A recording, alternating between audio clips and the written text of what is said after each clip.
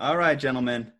Episode 40, nice round number. To the last dance on 3. Ready? 3, 2, 1.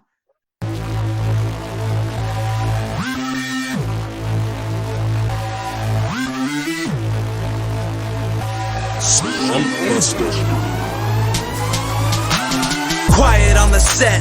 Make sure my mic is on. There is Dre and Juju, dog, diving towards the pylon. Go for 2, so damn rude. Recognize authority. Spitting tips for fantasy. No way you're outscoring me. Bold predictions with conviction every single day.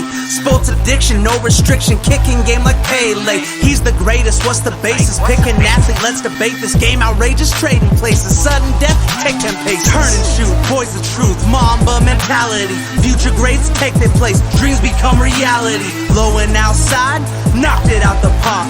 Your boy discovered fire like a rock with a spark. Refs acting like Neanderthals. Phantom flags, nothing calls. Heartbreak losses, tragic falls. Every week discuss it all. Settle in, listen up. Free your time like Andrew Luck. Show's about to start. I suggest you buckle up.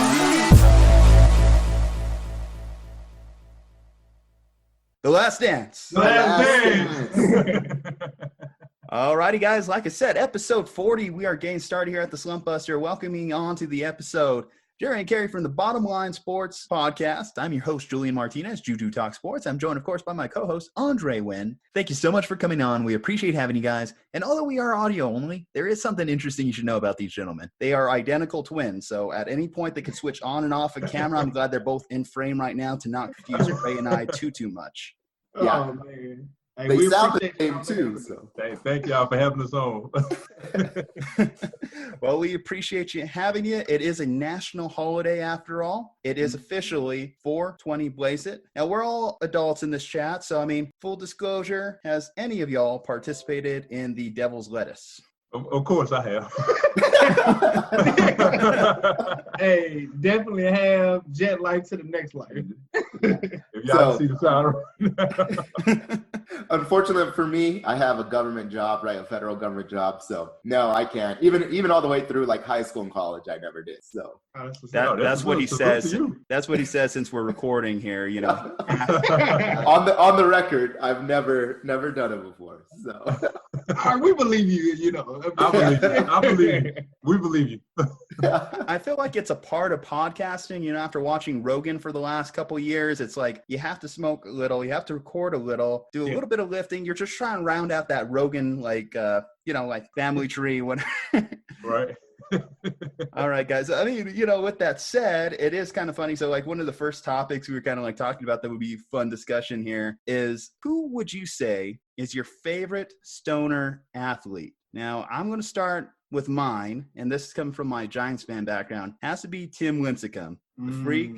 Back in 2010, you know, the Let Timmy Smoke campaign, they had that on all the shirts in the ballpark. You could see it while he was on the World Series mound. You had guys in the background wearing the shirts, and it's like, hey, if that's what it took to throw 98 plus, screw it, I'll take it. Right. What about you guys? So, unfortunately, always happened to be New Orleans Saints base, Ricky Williams. Ricky Williams, for sure. I think he was a big advocate for it and quite possibly one of the more famous ones that we can think of, at least in our fan base. Ricky definitely let it be known that he did it, of course, but man, did it look like it messed with him the wrong way. So my favorite athletes have to be J.R. Smith for one, right? Like all the hilarious memes after he grabbed that ball, right? And LeBron's looking at him like, what the heck are you doing, dude? Like, shoot the ball, bro. So that was one of my favorite moments. Who knows if he was really high in that moment? He looked like it. And then my other favorite athlete would probably have to be Nate Diaz, right? So MMA is my favorite sport. The Diaz brothers, I used to not really like them, but Nate's really grown on me, especially since the Carter fight and then, you know, the fight for the BMF belt. And they have like their own shop, right? Their own dispensary, but he still competes hard, does triathlons, all that stuff. So those two would be my picks. Now, I got to ask, so we posted a meme today. Do you think that Ricky Williams quote is real, that he got so high that he forgot that he was supposed to not get high before taking that test? I'm going to say, yeah. Absolutely. I think Ricky was higher than Cloud now. We got to solve this mystery, though. Like Dre was saying, do you think that JR was high in that moment, in that pivotal game 1 of the NBA Finals? Do you think that he was on the chronic? Do you think he was a little bit? Because, come on, how do you forget the time in that situation? How? The score, the time, everything. You just have LeBron there with the classic meme that, like, what are you doing, guy? I think that's the only thing that could constitute for him doing it. He had to be high. That's the only thing I could think of. Now, what he was on, if you're a true stoner, you definitely want to know whatever he was on. Because there's no way you can get on anything like that and not say, hey, this is it right here. This that moon rock or Tiva or whatever it may be. You higher than ever. I don't know, man. I don't know. I don't think he was. I think he was just nervous. And I know it's a cliche statement to say, but I think he was caught up in a moment. So that right there looked real, real bad. But man, if everybody say he was high, then it is what it is. I think it makes it funnier if he is, though, right? So that's gonna be what we roll with. He was so high, he forgot to shoot the basket. Right. Even if he wasn't, I would say just go ahead and say you are, because it at least gives you an out. It gives you this is what happened. I don't know if it's better or worse. I might say it's better. It might be something I could laugh about later, as opposed to you're just an idiot who forgot what the score was. That's what it was. And that's my biggest thing. If he's an idiot that forgot the score and just took the ball from arguably the greatest player of our generation, no. You got the score and the time. No. Let's not forget about that. Yes, I was high. I was on the best thing ever in life. What was it, man? I can't remember I was that high. Do you remember what you did the day before? I mean, one of the better ones that knows how to be clutch and, handle his, fair amount of it. Klay Thompson. They call him Smokey Bear, and he just is draining threes. I remember Game 6 of the Western Conference Finals against Kevin Durant's Thunder team when he just went off. Yes. Now, if he had a little bit in the system during that moment, that would have put him as one of the all-time stoner gods. Hey, quick question. Have you did you ever take a look at Klay Thompson? I guess being a Warriors go-to guy for interviews after the game. Well, what do you mean? As far as that's kind of being his thing as the main guy to go to? Yeah. So when he was injured, he was doing play-by-plays, and he was interviewing the players after the game was over. Have you ever checked out any of those interviews by Klay? I have not, but oh my do God. tell. Oh my God, he looked like his mind. He really looked out his mind, but he looked so cool and so calm during everything. He was engaging. He was everything you want a commentator to be, especially after the game was over when he was doing interviews. But, man, you could tell, before he went there, man, he had to smoke. He had to. You're going to send me down a YouTube rabbit hole on that one. Right. Y'all want to check it out. Let me ask y'all this, though. So are y'all opposed to athletes using marijuana or in favor of? Okay, so for me personally, I actually am not opposed to it really all that much. I think, hey, they should probably just legalize it around the whole United States anyways. You've already got states and cities that are doing it. What I would be a little bit opposed to is, depending on the sport, doing it right before, right? So football, if you're too relaxed and you get hit the wrong way, that's going to cause an injury. Same thing, I think, with a lot of the fighting sports, right? So whether it's boxing, MMA, if you're in a combat sport, if you're, just a little bit slower, let's say your reaction time isn't as crisp, that could be the difference between, you getting knocked out and seriously suffering some damage versus, you being able to respond. So should you be able to do it right before a game or during a game? I think it depends on the sport, but for basketball or golf or soccer, right? I'm hey, just let them do it. They're making millions. They can do what they want. As far as myself, I don't care, but like Dre said, it has to be anything. I wouldn't like to have the players just straight up taking shots before the game either. But you have players like Percy Harvin who said they smoked before every single game. Yeah. We know Josh Gordon, who's probably another all-time stoner athlete. God, yeah. But, has to stay off the weed. You know what? 1 second, lady. I got to pause this conversation real quick to just say everyone here has to give me their best stay off the weed. Either one of you two guys. Okay, let me go. Just to clarify for our listeners, who's giving this one? Oh, this is Cary. All right. This is Cary giving it. Stay off the weed. All right, that's a solid one. I have to give that one at least a 9 out of 10. All right, let's hear it, Jerry. Stay off the weed. Okay. A little bit more tame. Okay. I'll still give you an 8 now. Let's go with Dre. Your best stay off the weed. Go. Stay off the weed. All right, guys. What are we scoring, Dre? What are we scoring, Dre, on this one? I'll let it. I'm gonna go at 8. 8? I'm Okay. gonna give him a solid 9. Okay, right there with Cary. All right. Let me go. Let me kind of like prep here. Just do some exercise. How now, brown cow? How now, brown cow? Stay off the weed. Okay. Okay. No, I'll give it like a 9.5. I give it. All right. I will take this. This is the best. This is the only time in my life I've been on a 9.5 on an out of 10 scale. So you know what? I'll take what I can get, guys. I'll take what I can. That does bring up an interesting discussion because, you know, in the new NFL CBA, they did pass like restrictions to lighten up on weed penalties. Now, with that said, there still is obviously suspensions attached. Do you think that even that standard's a little too high? That's a good one. I think the standard's a little too high. I think the NFL is trying to make sure they police everything and kind of regulate it because at the end of the day, they want the product to be top notch. Mm-hmm. So I think it's a little too high, but just like anything else, they're experimenting, trying to figure out that middle ground. Right? Yeah, I mean, is there any testing at all in the NBA? Because obviously, like we said, there's like so many players that just kind of like it's just part of their day. You're right. The NBA so innovative. Like I truly don't believe they even do or did testing this season. If they did, I'm unaware. But it's just I don't know, man. For NBA, I think it'll help a lot more than it'll hurt. In my honest opinion, I think it'll help a lot more than it. I agree with that sentiment, though, is that, you know, NBA, you almost have to be more calm and collected because if you're, you know, too amped up in those games, you're going to be missing shots, you're going to be nervous or whatever it is. And it's not a contact sport, right? Like, so you can still run pretty well. You can still pull up, take your jumper or whatever. It's not like, you know, you really have to focus on the ball, make that play, or you're running the risk of getting hit, you know, get your knees blown out or something like that. Right. So.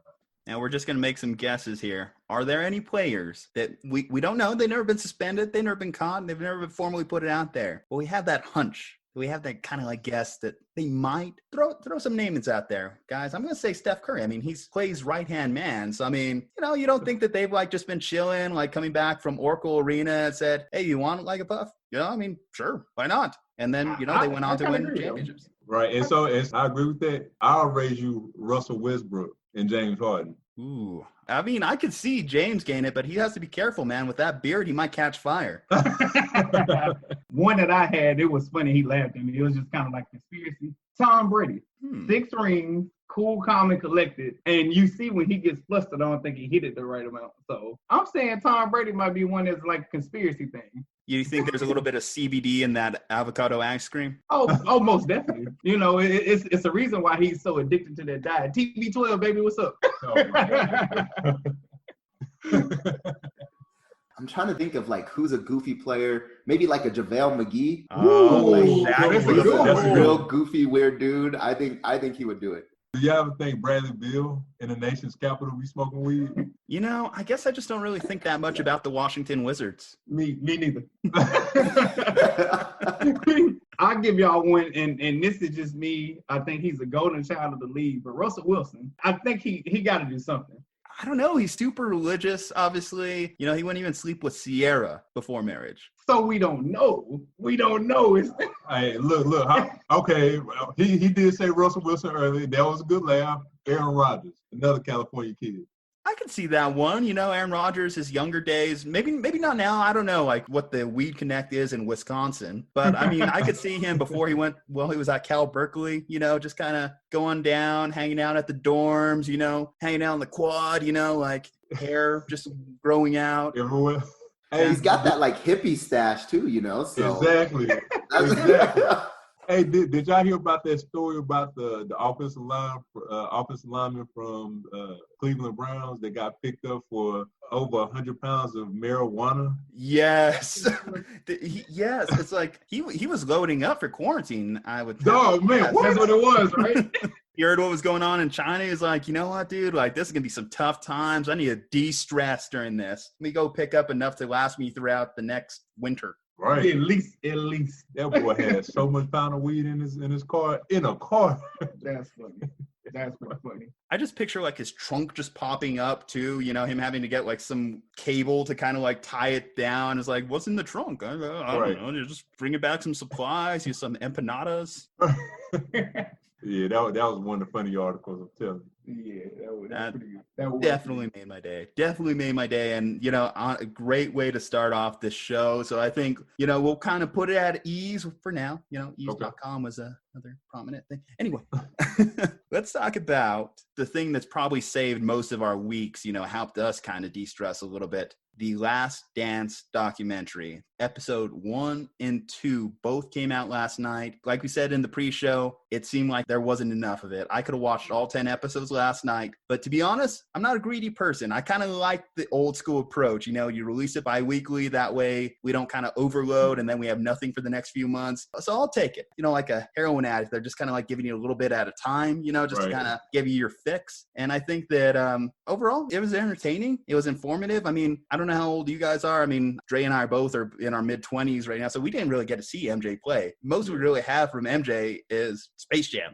By the way, check out our review of Space Jam and get your popcorn on the Slumpbuster YouTube channel. That is a shameless plug. But, it was interesting. So, like, Jerry Krause, kind of learning about that backstory, that animosity between the front office and MJ, and then learning about Scottie Pippen and his contract details. Again, we were like 5 or 6, so we wouldn't know if Scottie Pippen was holding out or not, like, participating because his contract was ridiculous. 7 years, $18 million. That's like pocket change for LeBron in like a year. Right. And a top 5 player was getting paid that. I mean, but, he said it during the interview, like he signed it just because he wanted the long-term security. He just didn't realize that it was going to age that poorly. What were some of your guys' takeaways from last night? One of my takeaways was from it, and we said yesterday that watching all this kind of bring back all the fond memories we had, because when all this was going on, me and Gary had to be probably maybe 6 or 7 years old. And I remember Scottie Pippen was one of my favorite players growing up. So watching all of this and watching him and watching everything that was going on with him and Michael Jordan's upbringing was definitely good feel for me, because I like to get the backstory, especially when Scottie Pippen, they were showing highlights of him in college that I have never seen before, and how he started as just a manager on a college team, and he worked his way up, hard work, and now he got drafted top 5 in the NBA when he came out. Just something extraordinary. I didn't know all that happened, and then I didn't know that he got drafted to the Seattle Supersonics.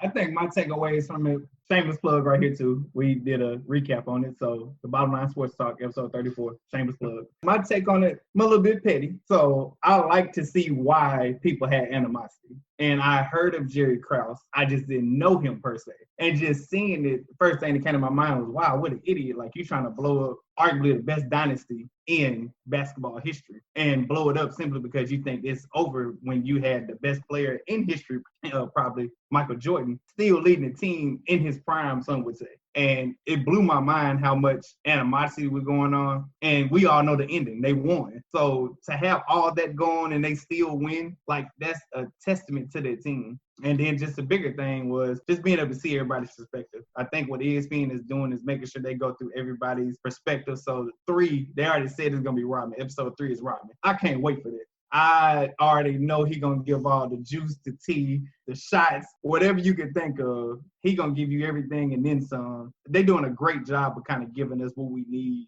as sports fans, missing that extra to get us through. Yeah, it's perfect timing on their part, right? Is everybody just finished that Tiger King documentary and they have fun with that. And now it's like, what do I do, right? What do I watch? And this is like the perfect series. Like, oh, okay, I'm going to get 2 episodes every single week or whatever it is. And, I could watch it on ESPN Plus. I think it's going to come out on Netflix eventually. So it's perfect. I agree with a lot of those things, right? It's crazy to see how little Scottie Pippen was paid. And, Jordan even says this is like, hey, anytime you talk about how great Michael Jordan is, you better talk about Scottie Pippen as well. And, me growing up, everybody's always talking about like, oh, Jordan 6 rings, Jordan's the best, blah, blah, blah. But I think, Scottie Pippen deserves a lot of that credit. Like, just looking at that dude play, and like you said, his background, he started just as that manager for his college team and not even a scholarship. Nobody had offered him anything. And then, some guys fell off the team, right? They didn't make grades or whatever it was. And like the coach was willing to just, hey, I'll take a chance on you. And from there, Pippen just exploded. And just to see how athletic he was. And I know he was playing at like, what was it, Central Arkansas or something? Arkansas, yeah. Yeah. But you could just tell he was on another level from everybody, you know, one in AIA in college, but even when he gets to the league, he's playing on both ends. He's offensive, defensive, and you have these two guys, right? And that just tells you how transcendent these two players were, right? So Jordan and Pippen, they're able to come in. They took this garbage organization, which you could even argue, like, at the end, right? Like, when they won that 6th ring, they were still a garbage organization. And Pippen and Jordan were able, and the rest of the team, you know, I can't leave out the rest of the team. They were still able to take this organization where they were trying to blow it up. They were trying to put an end to the dynasty, and they still won their 6th ring. They were still able to get a championship. So I'm loving the whole story. I'm loving the history of it. Me too. Yeah, I agree.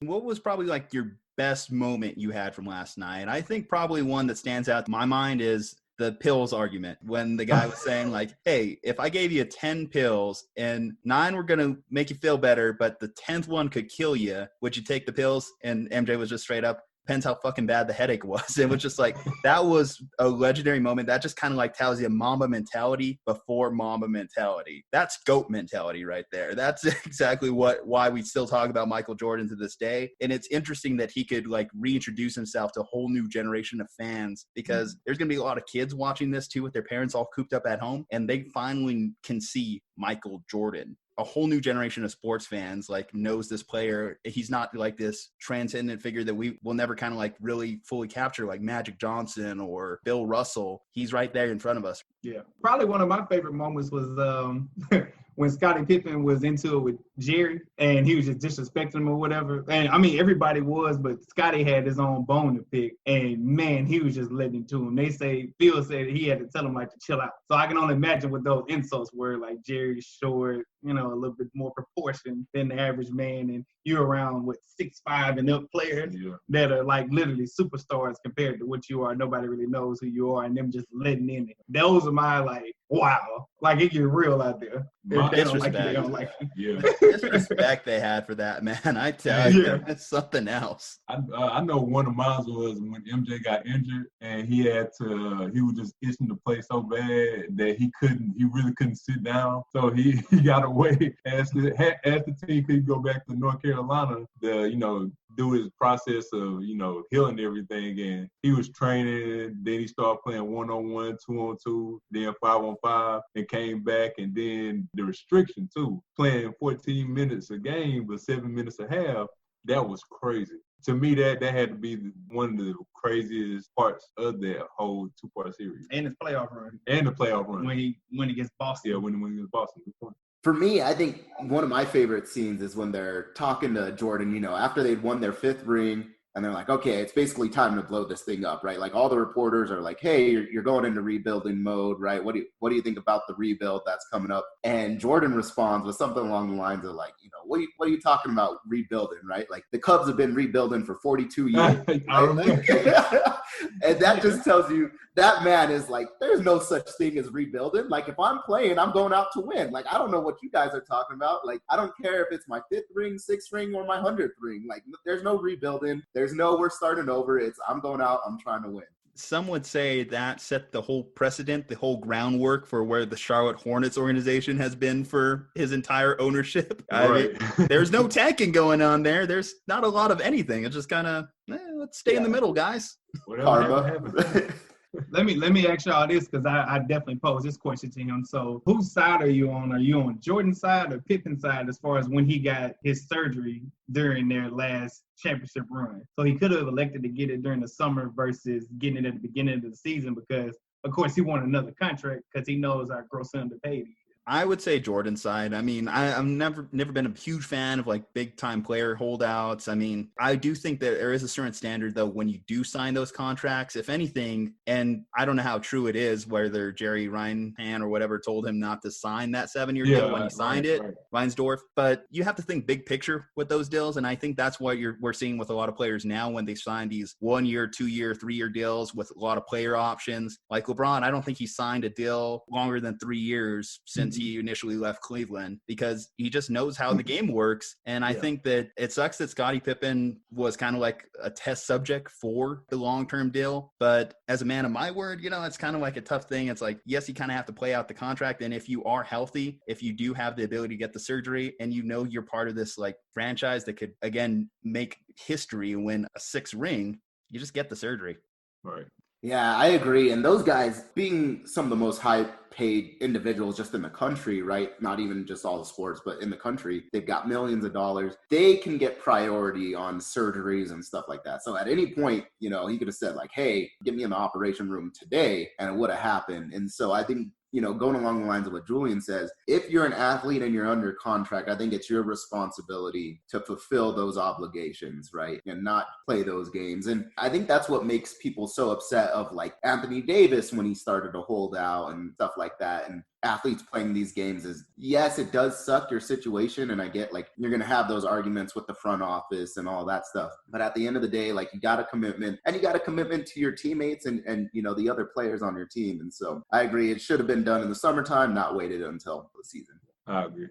Just to get back to Anthony Davis, and that's why I saluted you like that, because because earlier, sometime last year around maybe October or August or whatever, I said the same thing. We had an argument about it, actual argument, and I had told him Anthony Davis signed that contract. I said he should have stayed. Because he signed that contract. He shouldn't have went nowhere. His obligation was for the team. He tells me no. I'm gonna get into it. All right, but Andre, I agree with you. If you sign a contract, you gotta fulfill that contract until that contract is due, and then after that contract is due, then you can go anywhere you want to go, play anywhere you want to play. That's all I was saying. Good point. Thank you. Yeah. So you're welcome. What's funny though is I'm a Lakers fan, right? So Anthony Davis is killing it for me. We are too. Are you okay? So my only thing is I feel everything y'all saying. I used to kind of, be like that. My whole thing, why I can't get mad and why I'm kind of players doing what they need to do for themselves, is because at any time, management will dump you. And the biggest example I can think of is Isaiah Thomas with Boston Celtics. He came and played after his sister died, the most traumatic time of his life. You knew it affected him. Not only did he come play, he came to ball. He literally pushed the Celtics to the next round.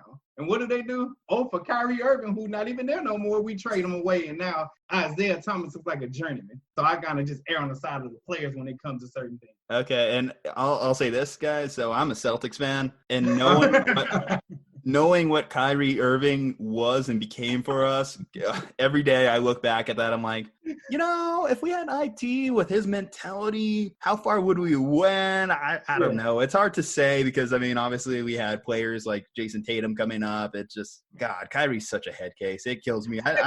You want to talk about the opposite of a Michael Jordan mentality, the opposite of a Mamba mentality, Kyrie Irving. Kevin Durant. You know what it is, though, right? What's that? He thinks the world is flat. Yeah. I thought he thought the world revolved around him. That's what it seems like more than anything. I don't know.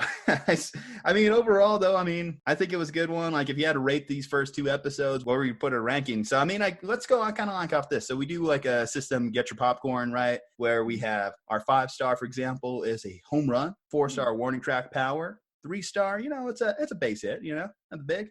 2, foul tip, and if it's just a complete miss, strikeout.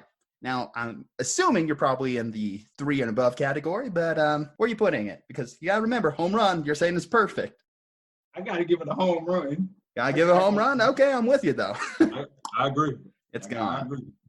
I think right now these first 2 episodes, I've really, really enjoyed them. I don't really have anything to pick apart on them, but I'm gonna give it that warning track power just because I think eventually by the time we get to episode 10, it really will be a home run. But I've got no complaints so far though. If we had to guess, I'm guessing the Rodman one's going to be a home run. I hope we talk a little North Korea. I just want that little element thrown in there. Like, how the hell did he become friends with, like, the main family out there? That needs to be explained. Everything needs to be explained about Rodman. I think Robin needs 2 episodes. I hope they play 2. I hope next Sunday just Robin. I just want to see what Robin's like. I want to see everything Robin, man. I want to see the ESPN with the dress cover up. Everything Robin, man, I need to see. I need to see all of it. It happened when he lived in Detroit. Yeah. All right, guys. That wraps it up for as far as like, our first 2 episodes, our first little taste of The Last Dance. So let me talk to you about like an exciting new thing that came to our podcast recently, our newest partnership with manscaped.com. Hey, the draft is about coming on to us. Manscaped's all about new beginnings. So why not add a new beginning to your undercarriage? The balls, like kind of the grundle. Maybe even your backside. Manscaped's got you covered. It's all about, precision engineered tools for your family jewels. Now, Manscaped is the only men's brand dedicated to below-the-waist grooming and hygiene. There's nothing better than finding a diamond in the rough of the 5th round. The Manscaped Perfect Package 3.0 will help you find that in yourselves. When you trim the hedges, the tree stands taller. Now, guys, I just got to ask you here, any interesting manscaping stories? Ooh. Or just rock full bush? No. I definitely escaped. I definitely manscaped. The first time I did it, I was a little bit younger. We're 30, so I was a little bit younger. The first time I did it was in college.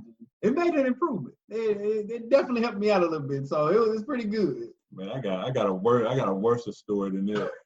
Man, I was on a basketball team, and I had came from practice one day, got out the shower, and so I started using the razors. So I started going down there. Now, something happened down there. It was hurting bad. So what I wound up doing after I got through shaving, I wound up getting some icy hot. And I just wanted, not putting on there, but I just put, wow. I know, right? I just put, you can tell me this. Yeah, nobody doesn't know until now. But I just put a little bit of icy hot on it, like just a little bit around that region, and I had to get back in the shower to cool down because it was stinging me that bad. So you nicked your dick and put icy hot on it. Hindsight? Pretty much. Hindsight, huh? Yeah, hindsight. Hindsight. Oh, okay, guys. Well, I mean, that's why I got to tell you, you got to start using the lawnmower 3.0. Now, the biggest thing to know about this, I mean, come on, it has cutting-edge ceramic blades to prevent manscaping accidents. So that's why, with the skin-safe technology, no nicks. You will be nick-free. So that's good to know, like for future endeavors. And rather than using Icy Hot, no disrespect to Icy Hot, you might as well use the crop preserver, which, it's a deodorant for the downstairs area. I mean, you use it on your armpits anyway, might as well take care of the smelliest, nastiest parts of your body, right? Probably, like I said, sting a little bit less than you. Now, just a big thing to know. So subscribers get a replacement blade refill for your lawnmower 3.0 delivered to your door every 3 months, making sure your trimmer always stays fresh and clean. For a limited time offer, subscribers get not 1, but 2 free gifts, the Shed Travel Bag and the patented high-performance anti-chafing Manscaped Boxer Briefs. This is the perfect package for your franchise QB or your favorite podcaster. Now, get 20% off free shipping and handling with the code SLUMP at manscaped.com. As in, we're here to bust the slump. Type in SLUMP into that promo code field at manscaped.com. Do yourself a favor and always use the right tools for the job. Get 20% off and free shipping and handling with the code SLUMP at manscaped.com. That's 20% off with free shipping and handling at Manscaped. Use the code SLUMP. Manscaped is the best when it comes to men's grooming. Get yourself the Joe Burrow of trimmers, the Lawnmower 3.0. Now, thank you guys for being a part of our little ad break there. A big shout out to, of course, manscaped.com. They actually just came on with us this past week. So got to give them a good read, some, interesting stories there. But I mean, hey, you're doing better than like our producer. He just straight up ripped his hairs out with a rusty blade. So, it pays to use the right tools. That's the point. Oh, man. Yeah, if you just imagine just like tweezing him out. Yeah, that's basically what he said he did. It's hurting me right now. Oh, what was that movie we watched? She's Not Hot Enough, something like that? What was that movie? She's not in your league. She's not in your league. Have y'all guys ever seen that movie? She's not in your league, or she's out of my league. Yeah. She's out of my league. I think I know what movie you're talking about. It was like a mid-2000s movie. Yeah. It looked like it was. Yeah. Definitely funny. He had to go down and save the area, and he had a friend go ahead and help him out. That can be however you wanted to, but he had a friend go help him out and shave down his area so he could look a little bit bigger, right? Pristine, right? Okay, well, I mean, we talked about some alternate routes of manscaping. Let's talk about some alternate routes to the NBA, because actually we had a story come out this week where a number 1 overall prospect for next year's NBA draft decided, I'm not going to go the NCAA route. I'm going to go into the G League. Now, the G League has always kind of been looked at as a tier above the NCAA, because you do have a lot of like really good players that maybe they weren't just NBA level, but they were certainly better than their peers in the NCAA. What do you think of this route? Do you think that this is something something that players should pursue more often. So $500,000 a yearly salary, that's not a bad deal. But why has this just never been really talked about? Why has this never been an option before? I have to say that I have to agree with his decision, Jalen Green's decision to go to the G League. When it first came out, I was saying to myself, it's about time that it happened, because a lot of these college athletes, especially men and women, when you look at them, you know they're only going to be in college for a year, especially when it comes to basketball. So instead of playing for free, instead of doing all this practice and possibly getting injured, you're taking a big step and you having faith in yourself to say, hey, I can go over here, play against these older guys, get myself well known where I could potentially be a number 1 draft pick. And a lot of people, and I've told him, a lot of people right now, a lot of kids right now that I'm looking at, especially him, if he came out this year, in this year's draft, me being a GM, I would take him because he has a lot of potential. So I definitely got to give him credit for taking that route. Him being an innovator, taking that route to go make some money instead of saying, hey, let me go play at this college right here and not make anything. So definitely got to shout out Jalen Green for making that decision. Yeah, as far as what the G League has going on, big shout out to them for providing another way. And I think kids are going to gravitate towards it for the simple fact that they don't want to get exploited anymore. $1 billion industry when it comes to the NCAA tournament. Like you said, men and women and players, if they get a piece of anything, it's more of free products, basically. Yeah, they just pass it to where people can get paid off their likeness and stuff like that, but it's still not equivalent to the work that you're bringing to a college. So at the end of the day, it's about time somebody kind of realize that it's another way and they need to go ahead and pay them. So at the end of the day, let's go ahead and get them going. That salary is pretty good for them. So I say, why not? Yeah, I think this route's starting to get explored a lot more. And, one of the famous people I think that started exploring alternate routes to the NBA was the Ball family. And so, Lonzo, he ended up going to UCLA, and we know the story of him. Lakers draft him 2nd overall. But then the brothers got pulled out of school, and they've been experimenting with other ways. And it's always sort of been out there of like, what else is there besides college? And for a long time, the NCAA sort of had a stronghold on like, you have to go through us to get to the league. But now I think a lot of people are saying, hey, we really don't want to do that, right? Like if I'm 18 years old, I want to be able to make my own money. I'm legally an adult. So let me use my talents and my skills like anybody else does in the world, right? Whatever job you go and get when you're 18, that's your money, you get paid and all that stuff. I think a lot more kids are starting to figure that out. And, honestly, I do think that the Ball sort of started that trend of like, hey, what other ways can I get paid and still do what I love? And now I think, the NBA is starting to expand it and say, hey, we might as well start offering these kids with really high level talent coming out of high school an ability to get paid, give them an option. And then it allows for, I think, the other NBA scouts, like the official NBA league scouts, to get a good look at, hey, we're not just playing with other college students, right, that go to classes and do that. And the majority of NCAA athletes are never going to make it to the league. At least the G League, like you said, Julian, you've got guys that were the best of the NCAA, but not quite good enough to get into the NBA, the actual league, right? So they're sort of in that middle ground. If you come in as a high schooler, right, or right out of high school, and you can compete with all those guys, an NBA scout can easily say, oh, yeah, we're pulling that guy up and we're drafting him next year or whatever it is. Now, part of the reason we're able to do this now, do this scouting with these alternate leagues, is because we're more connected now more than ever as a society. I mean, look, we got tape on Bronny James back to middle school at this point. But do you think that players do kind of lose something? I know we have this idea of the NCAA as this like oligarchy, that's monarchy of evil kind of thing, just taking money. But at the same time, look, we watched the Last Dance documentary last night. And MJ, for example, said he valued his time at North Carolina. Now, I don't know how true it is, but he said he was even willing to come back for a 4th year. You look at some of the older tier players, Charles Barkley was at Auburn for, I want to say 3-4 years. Even Shaq went to LSU for his like entire college career. Do you think there is an element the players do lose not being able to do it? I mean, if you still go to Duke, let's face it, going with Coach K, he still is a great mentor, someone that you could really pull away from. So yes, you're sacrificing $500,000 now up front, but if you go to Duke and become a big name athlete like Zion, like Jason Tatum, like all those players that have walked in and out of that door, sometimes it could lead to a bigger payoff later, like Zion with his shoe deal immediately once he goes to the pros. Do we kind of look too much on the NCAA as a negative and not kind of like realize some positives that they may contribute?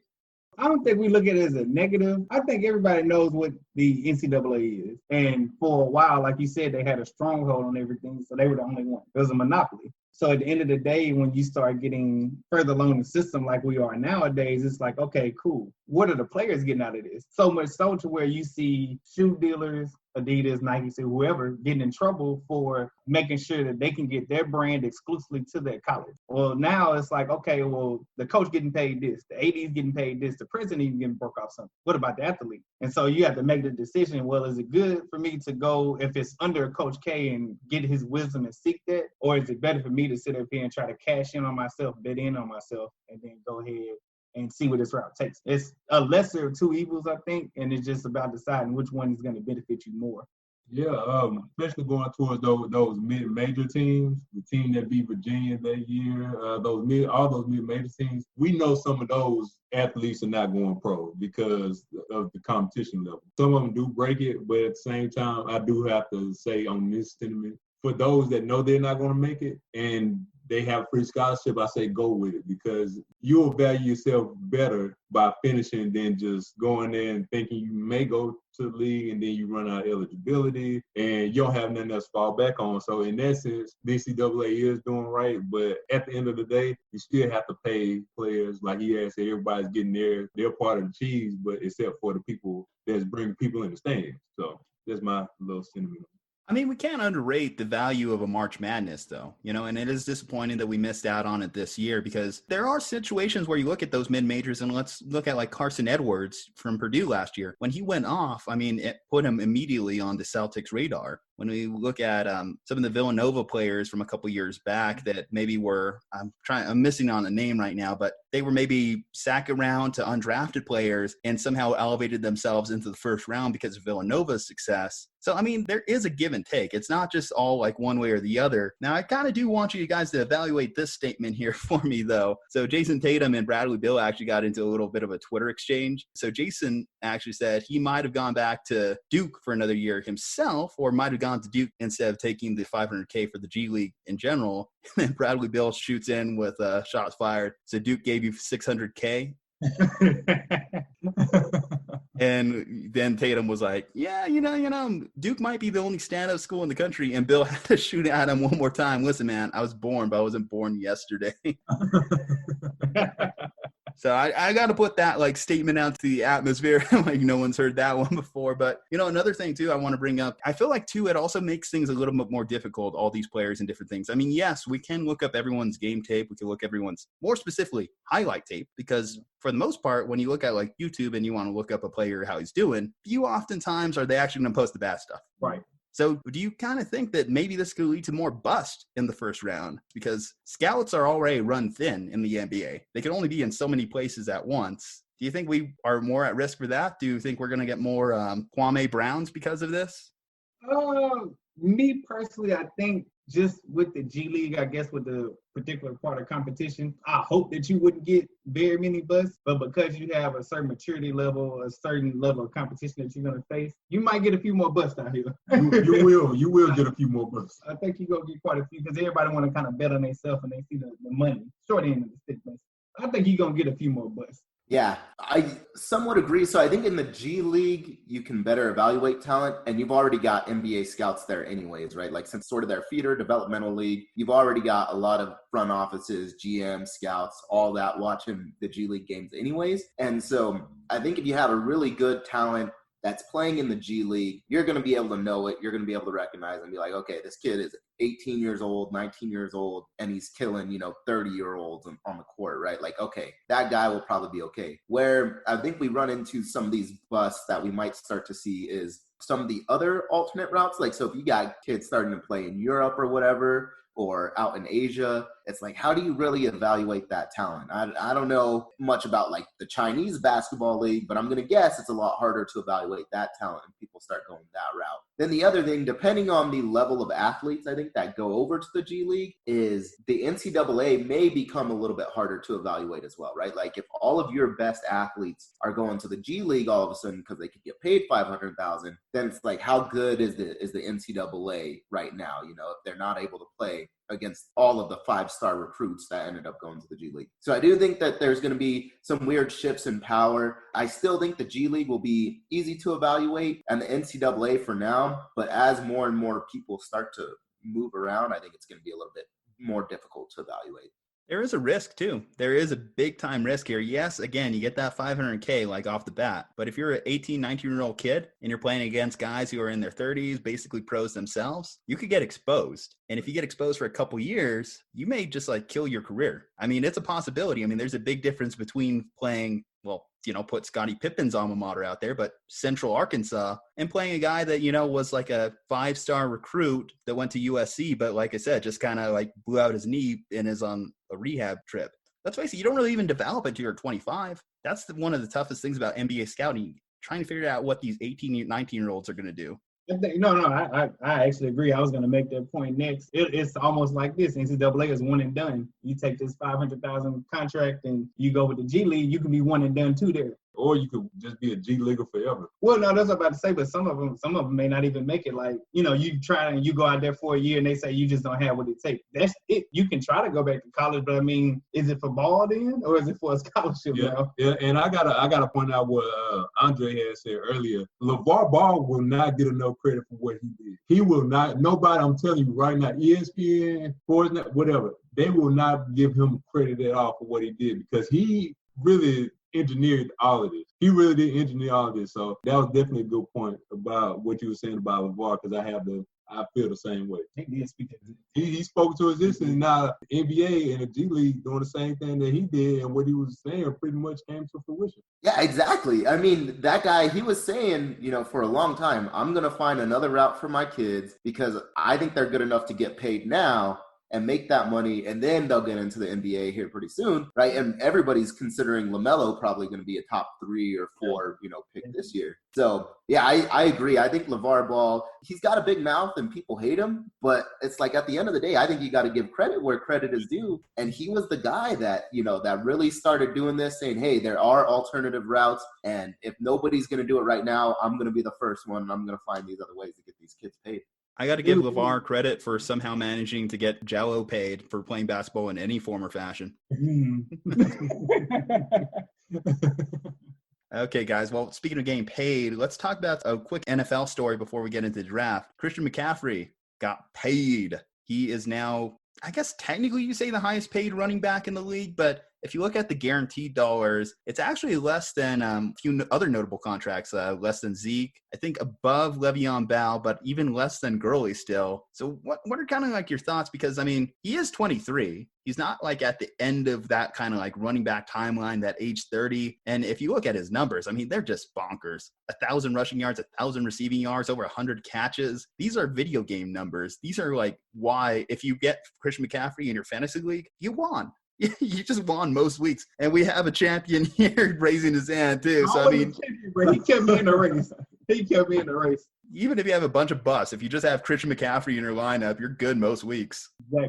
Exactly. I'm not mad at it at all. Honestly, I told him when it broke out, I was like, I'm not shocked. He literally was last year. You can say other years too, but last year he was the Panther. It wasn't any other doubt about it. Like you said, 1,000 receiving, 1,000 catching, over 100 plus catches. He was the Panthers offense and literally kept them in some games and, you know, kept them from looking embarrassed a lot of the time. So I definitely agree with them paying him. If they didn't pay him, they fools. Yeah. If I was him, if that was the best that they can do, then oh well. But I mean, I'm pretty sure that he got what he deserved. I'm pretty sure he wanted more. I'm pretty sure he deserved more. But like both you guys had said, all the numbers that he put up last season was just extremely just crazy. Video game numbers, like you said. So everything that he got, every penny, he was worth it. So I got to salute to him. Hopefully he can keep that production going. As me, as a Saints fan, I hope he doesn't. Just got to point that out there. But, hey, I got to give a man credit. He definitely balled out last season since he's been in the league. The only disappointing thing, in my opinion, is that he wasn't getting paid more money that is guaranteed, right? Like, so his, like you said, Juju, his guaranteed portion isn't that great, though he technically is the highest paid running back just off pure dollar amount. And that's a little bit disappointing to me because we just saw how Todd Gurley was treated. Now, granted, Gurley made a ton of money from the Rams, and it's all going to work out well for him, right? He's getting millions of dollars, and now he's on the Falcons, I think it is, and he's gonna get paid from them and still do really well.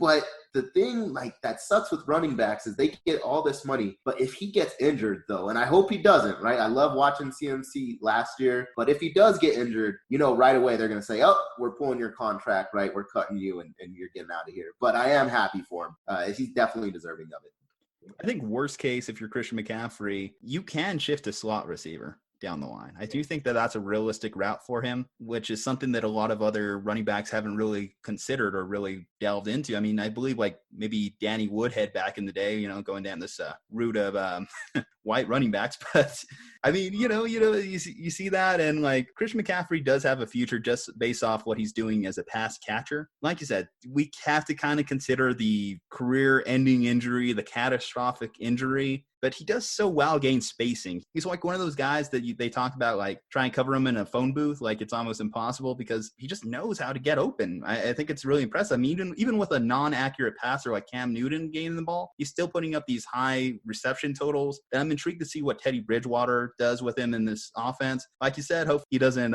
beat up on your Saints too much, although I don't think the Panthers are going to be your stiffest competition unless he can also learn to play quarterback too. I think that it's going to be a relatively tame thing. So congrats to Christian McCaffrey. Now, when we move on to this next topic, because, before we get into the NFL draft, I just want to bring up some draft history. Now, Twitter made this joke first, from the highest paid running back to the highest running back in league history, Ricky Williams. Let's review the 1999 draft day trade for Ricky Williams. So the Washington Redskins gave away this package, and I just want to say this because of how absurd it is by today's standards. A 1999 first-round pick, a 1999 third-round pick, a 1999 fourth-round pick, fifth-round pick, sixth-round pick, and seventh-round pick, and then in 2000, a first-round pick and a third-round pick for a running back.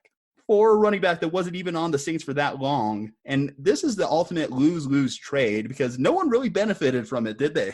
The Redskins somehow managed to blow it with all those picks. They were thinking in their mind, okay, we got our Herschel Walker trade. We're going to be the dynasty of the 2000s like the Cowboys. Nah.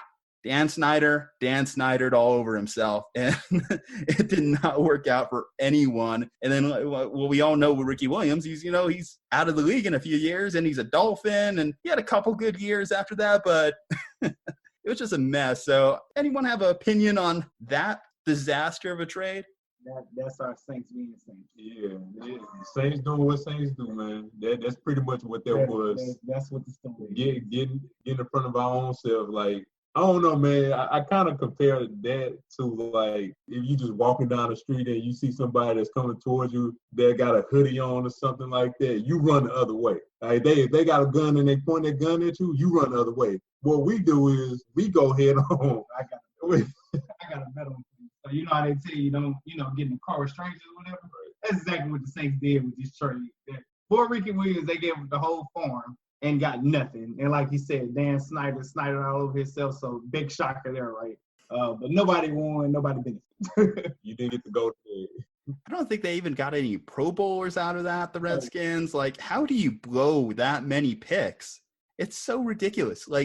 Even a moderate to average GM should be able to turn that into something. I would even say Sashi Brown should be able to turn that into something. I like something. I mean, he did put the groundwork for the Browns, but I mean, the Browns are still the Browns. That's because of their management, too. Call me when the Browns are over 500, and then, we could kind of go from there. But I mean, hey, we went from nothing to having both the MJ doc and the NFL draft in the same week. So praise the Lord. He is good. But, man, okay, so the draft. So we've already talked about these quarterbacks things, but I mean, we did get another Tua headline in here. There's some NFL GMs that think that he can drop out of the top 15. Now, his Wonderlic score came out, wasn't that good. His health, has been somewhat positive, but why do you think that Tua is sliding down draft boards, or do you think this is all just a bunch of bull? We'll still see him drafted in the top 5?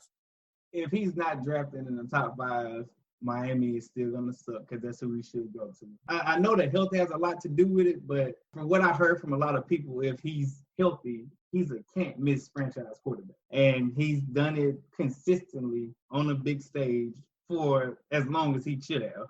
I say roll the dice. Yeah. If you're in Miami, at the end of the day, you can't get worse than what you already are. You ain't got nothing to lose. You have nothing to lose. Some of the other teams that need some quarterbacks, I mean, if he slides out of the top 15, look at Lamar Jackson. Whoever he slides to, he's going to be that valuable of a piece. And he's going to take over, Lamar Jackson and Patrick Mahomes. Like, let him slide that far, and whatever team that's already good is going to be that much better. I feel like it's can't miss. And he know how I feel about Alabama quarterbacks or anybody that likes Alabama. Anybody that likes go Tigers. Anybody that likes Alabama.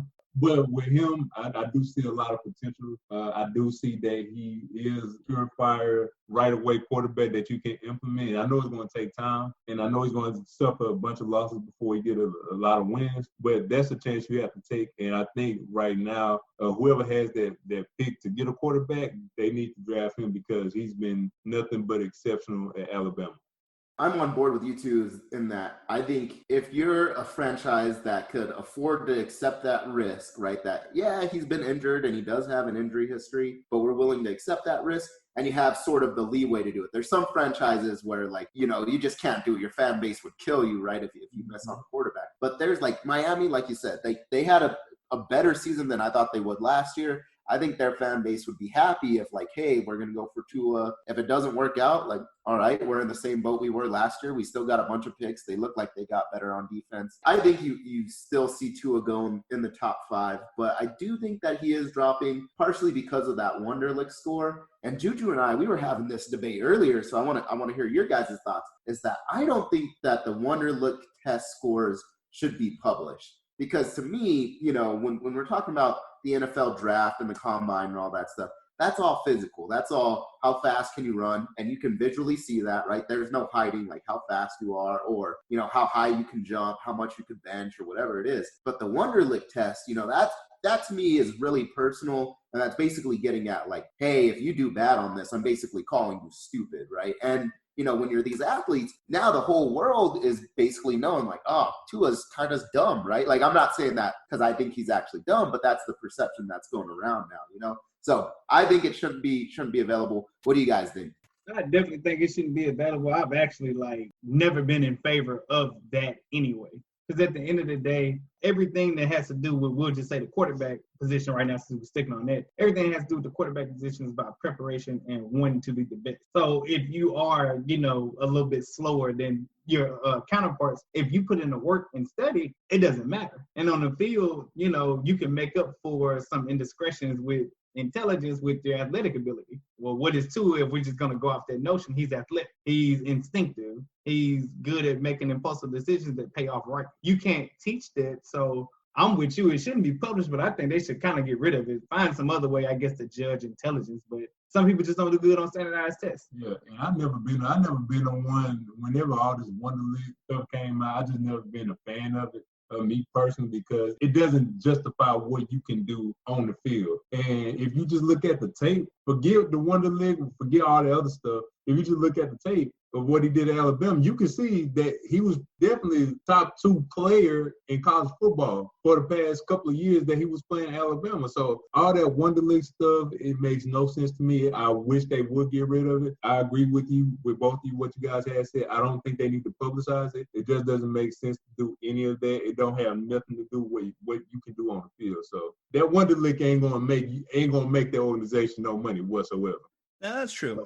But I actually did have the alternate take with Dre here. I think of, while it is a thing, while we do have the Wonderlic and it is the standard that we are judging like kind of people's mental capacity at, I do think that it should be published just in the same way we look at a 40 time. Only because you look at the old quotes, stuff like, this is Yogi Berra-ism, but the game is 90% mental, the other half is physical. And I do think that it is important that we do have some way to evaluate these players in that capacity. If anything, I think it's more of an indictment on like programs like Alabama, because not just Tua, but Jerry Jeudy also did bad on this test. And I do think there's a fair amount of schools out there that are basically football university and not really caring too much on the education. If anything, though, you do have to look at a grain of salt and just take it as this. Grades, like most things, they're not necessarily a measure of how intelligent you are. They're a measure of how much work you're willing to put in. I think that's like one way I've always kind of like seen it measured as. But I will also say this too. I do think that Peyton Manning, he's a genius on the field. You know, he was surgical in his approach. He could pick apart a defense like death by a thousand cuts. But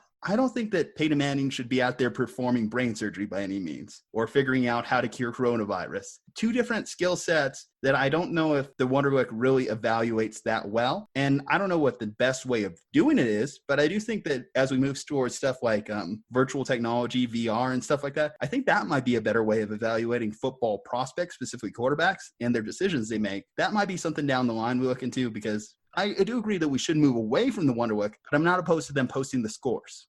See, I don't agree with that, though, because to me, that score, when it comes to intelligence and something internal, that's really personal. And there's a lot of things that I think underlie test scores, right? Is that if you take Tua, who might have grown up in a poor family, let's say, you know, and I don't know Tua's situation, right? So this is all just hypothetical, but you get a kid that grows up with a single mom, and the mom has to work 2 jobs, and she's out day and night. She hardly sees the poor kid. He's going to school on his own, right? And he's going to school, let's say, in the ghetto. And you know he's not going to have really good teachers. You know that he's not going to have a whole lot of help in after-school programs, but he's able to do just enough to pass his classes through high school and then get into college, right? And you know that he's going to struggle in college because he didn't have a good high school, middle school, or elementary school experience. Of course, he's not going to be that great of a test taker. And then, you know, like the twins were saying, is that there's some kids, they're just not good at standardized tests. And so if you publish that out publicly, you're basically saying, hey, everybody, look how dumb this kid is, when that might not necessarily be the case. There could be a whole lot of background issues that we don't know about. It could just be he was nervous that day and wasn't good at the test. And so I think, yeah, maybe it's important for the GMs and the scouts to have, and they could just say, okay, you know, we've got that in our packet. We're not going to release that to the public. But I don't think we should post it on the internet, right? Saying, oh, Tua has the lowest, you know, Wonderlic test in 40 years or whatever it is, right? Like, to me, that's just a little inappropriate. But, you know, you look at it, the Wonderlic is out there, but more so, if anything, for the media. Like anything like we just talked about Christian McCaffrey. We saw his bench press out there. The guy couldn't put up 6 reps. You know, like that's embarrassing for him too. It's like, look how much of a bitch this guy is, you know, but he's also one of the best running backs in the league. There is certain skill sets that don't necessarily equate, and you are going to fall off in certain categories. But, you know, while it is the measurement of, you know, someone's success, I mean, you look at politicians too. We have their grades from high school posted out there half the time too. If anything, it's just a talking point for the media, but I don't know. I think it should be out there at least, because, you know, it's just part of the game. It's part of how we evaluate prospects. Well, I mean, I hear you, but I'm kind of with Dre. At the end of the day, you know, when you post it, it's like, what's your meaning behind it? Because the backstory always brings about what's going on in the present. And I'm just a big thing. I know quite a few people, smartest people I know, when it comes to standardized tests, they just don't have it. But that doesn't mean that they're not equipped to do the job. I just think about it, you know, some of us with our jobs, if they posted us, I mean, I know I can remember stuff from high school. We would sit there and take a test on geometry. Would you pass it? I'm not sure. I don't know. Because I look at some of the things that our nieces and nephews do. I'm like, no, dude, I got to go back and look at this. Let me go Google this real quick. I'm not even sure. So that's what I think the Wonderlic test is. At the end of the day, I'm like you. Let's use this technology that we have nowadays. Let's evaluate, okay, somebody's running the slant route with a cover two. Are you going to throw the slant route or are you going to throw a go? If you're throwing a go, automatically, I'm like, oh, you don't have it up here. But if you throw the slant route, at least I'm like, okay, cool. You're decent with this decision making. At the end of the day, you just won't know what somebody's capacity is until they're in your organization, preparing for a game, trying to bring out the best in their teammates and themselves. Altogether, though, it doesn't really matter, because if you've already made it to the combine, chances are the only math you're really going to have to be doing is adding zeros onto your checking account. I mean, that's Working away from it though. figuring out how much more square footage you want to add onto your house. That's the only kind of math you really need when it's all said and done after you've gone through the combine process. But agree to disagree on that one. With that said, we've talked the quarterbacks to death, but this is also one of the most electric wide receiver drafts we've had in years. Some people say it's as good as 2014. We had a lot of great pros come out in that draft, but this one, CeeDee Lamb, Jerry Jeudy, Henry Ruggs III, Mims, Jefferson from LSU. There's a lot of good prospects out there. And when it comes to that top three, the biggest thing that a lot of people say, it's like pick your poison. You have Jerry Jeudy. He's one of the best route runners in the entire sport. When it comes to Henry Ruggs III, you're looking at a speed guy. When it looks at CeeDee Lamb, and personally, CeeDee Lamb is my favorite. The guy's got the speed. He's has that extra gear, that extra acceleration. The only thing that I question with him is he's coming from that Big 12 conference, and he's coming from Lincoln Riley. So it's hard to really evaluate prospects from there. Now, when you guys look at the three, who is your favorite out of that grouping?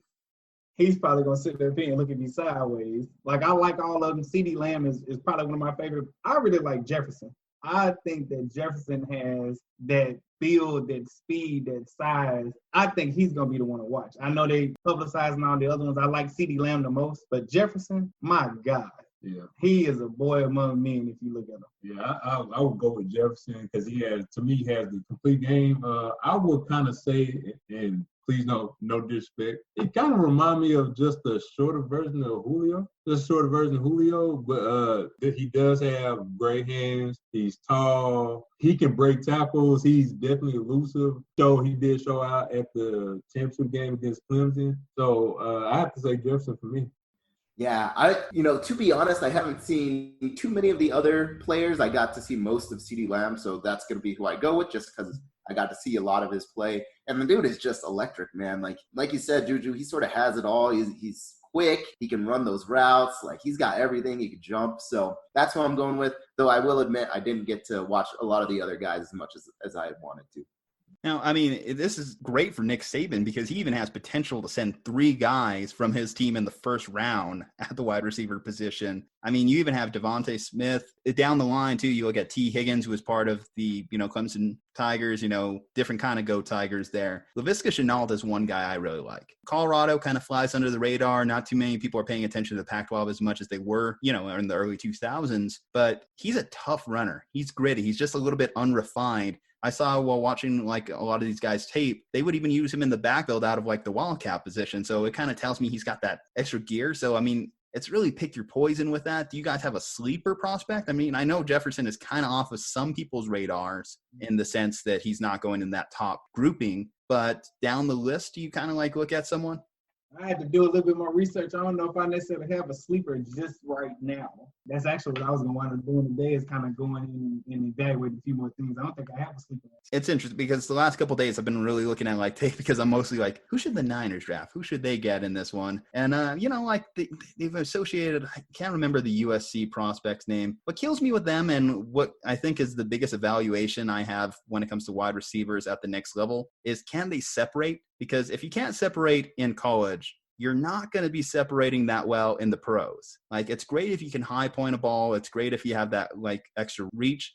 Michael Pippen Jr. But I do think that that's one of the biggest skills that is tough to translate to the next level. And I do look at CeeDee Lamb and I look at Henry Ruggs III. You look at what the Chiefs are doing with Tyreek Hill. Those speed guys, man, they just kill. I mean, Jerry Jeudy's great because his route running is so phenomenal and he does that little kick step thing too that is able to juke people out of their mind. But sometimes, you never know. That could be one of the toughest things because I'm starting to see Jerry Jeudy slide down draft boards a little bit. Some people have him going as low as 20 to the Eagles right now.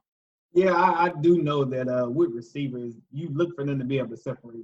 You want size and things like that, but I think the NFL is a copycat league, and the Chiefs is what everybody's going to want to copy next. And it's speed right now, which we all know speed kills. So if you can separate or you got just that top-end speed, you're going to go quicker, faster first, which is the equivalent of what you want to be anyway. But if you're not able to separate it, people don't necessarily see that, then I think, like you said, you're going to see them slide a little bit. Maybe not at the first round, but like you said, it's a matter of how many dollars you want to put at the end of your contract. How many receivers do you think are going to go in the first round, if you had to guess? Ooh, I think we might see quite a few. What you say? Yeah, I'll say like maybe five to 10, maybe. 5. Okay. Well, let's see. Because if you look at like kind of wide receiver needy teams, I mentioned the Niners, the Jaguars could, in theory, take a receiver. Raiders are potential. I mean, the Eagles definitely could use a receiver. Are there any other teams that we're not expecting that might kind of like jump into that mix, you think? Just in the first round? Not necessarily the first round, but I mean, I guess maybe first couple rounds, like that Thursday. Oh, yeah. Well, I'm speaking for my I know for the Saints, they're known for kind of trying to get somebody and kind of flying under the radar. They may get somebody. I think the Houston Texans, Okay. Given the strain that they put on Deshaun Watson now, they definitely need something, some spark, some jolt in the arm after losing DeAndre Hopkins. I understand that when you got a running back, but you kind of leave your quarterback in a lose-lose situation right now. So I definitely think Houston is in need of something.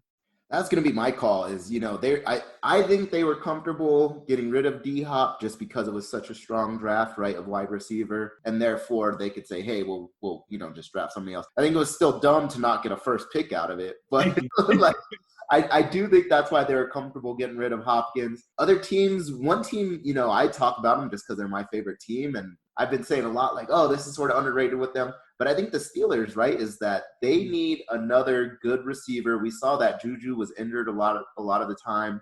I wasn't hurt. What are you talking about? Other Juju. Oh, I got you. Both of you were sitting on your couch on Sundays at some point during the season. So Juju Smith-Schuster, was injured, and we saw he sort of struggled as that number one receiver. So I think he could use a number two. I don't know if they'll get any of your, really good receivers, right? Like they don't have a first round pick. I don't think they're going to trade up to get one either, but maybe in the second round, right? Or into the early third round or whatever it is that we have. I think they might pick up a receiver there. And then as for how many receivers go in the first round, I agree. I think it's going to be around 4 or 5. Oh, yeah, I forgot to say 4 or 5. I just thought about another one. I think another team that got to make a splash is the Washington Redskins. So I know that they're probably going to get Chase Young, something like that. But they definitely need help around whoever their quarterback is going to be. I could see that. I could also see potentially them going more so building up their like front lines, the building in the trenches, just because, the type of coach they have with Ron Rivera. It's not really going to be a flash guy. If they go with Chase Young and edge rusher in the first round, I could see them very easily drafting Trent Williams' replacement because I think that's potentially a draft day trade you could see happen. Who do you think makes the first trade of draft day? Ooh. Because a lot of people are saying like the Niners at 13, but I think we might see someone move in the top 5. Yeah, I agree. I think somebody's going to move in the top 5. I don't know who it will be. I think, and this is just me kind of thinking outside the box, I'm not sure if Miami is just gung-ho on being number 3. I think Miami is scared to mess up. So I think they're the most valuable one they consider there. And, hey, if you want this, give us what we want, we'll take that third position. I think they're scared to mess it up. So that's why you see, hey, Tua might fall. Yeah, I think somebody's going to bite, and they're probably the top 5 and not top 5 and top 10. I just don't know who. But somebody's going to bite it. Somebody will bite it. Who do you think first, Detroit or Washington? Who do you think is more likely to trade out of that position? The Redskins at 2 or Detroit at 3? If Washington didn't have Ron Rivera, I would say them. But because they have somewhat of a steady head at the helm now, I'm going to say Detroit. Detroit.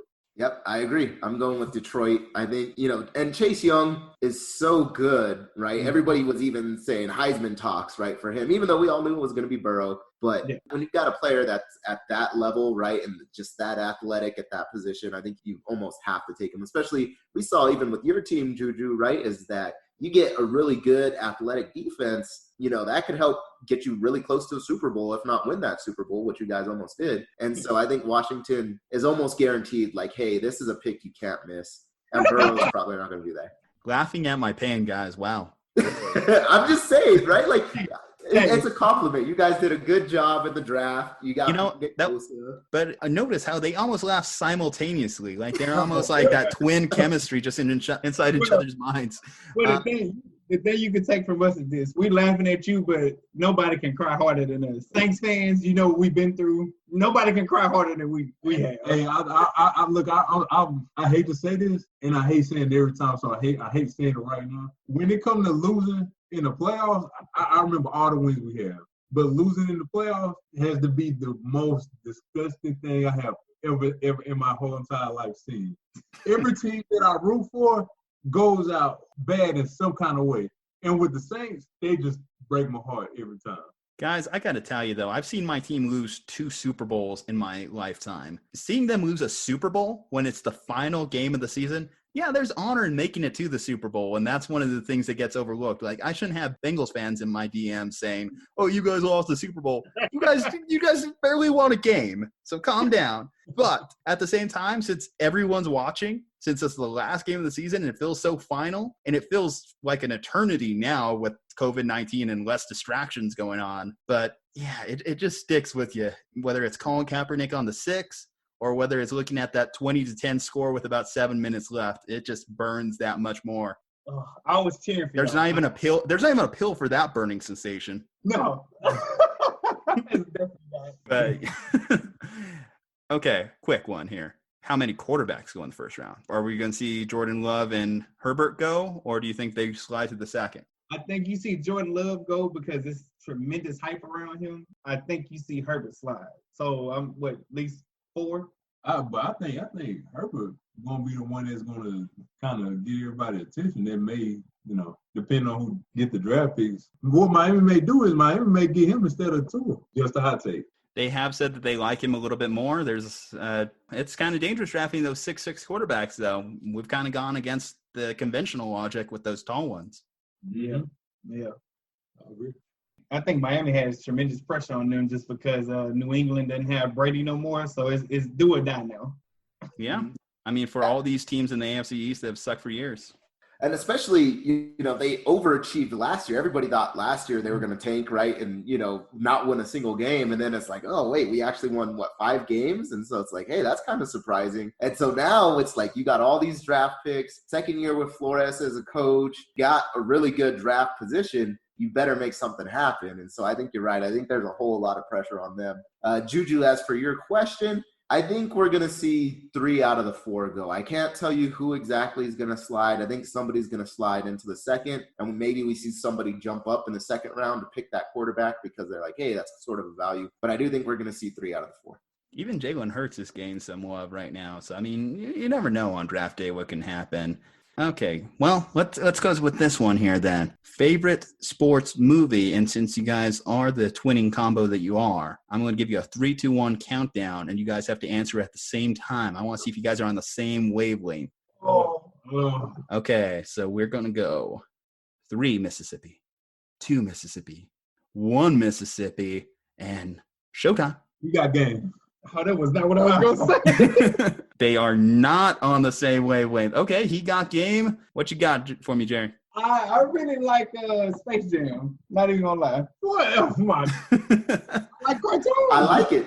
It's honest. I like that. Bro, it's cartoons. Man, Space Jam. I feel like you guys got to throw up an Insta poll and figure out what's better on your guys'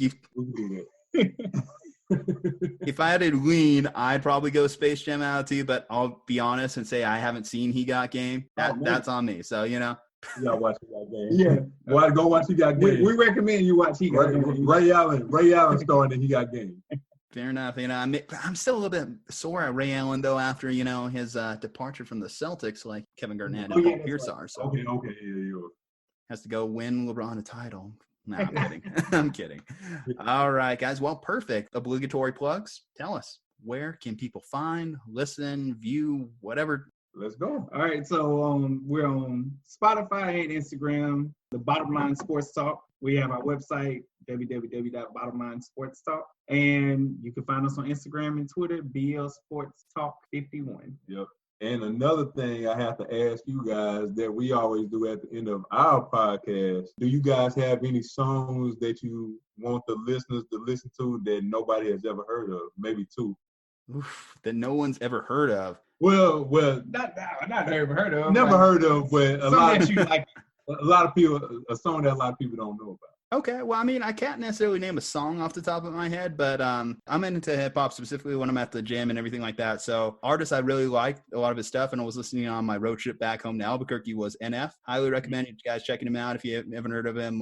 Some of the songs come to mind is like Options, and I'm a bit of Lucas Joyner fan too. Like he has a lot of good songs too. Like he's remixed like stupid songs like Gucci Gang. He's actually made them sound good. So definitely check out Lucas Joyner as well. Dre?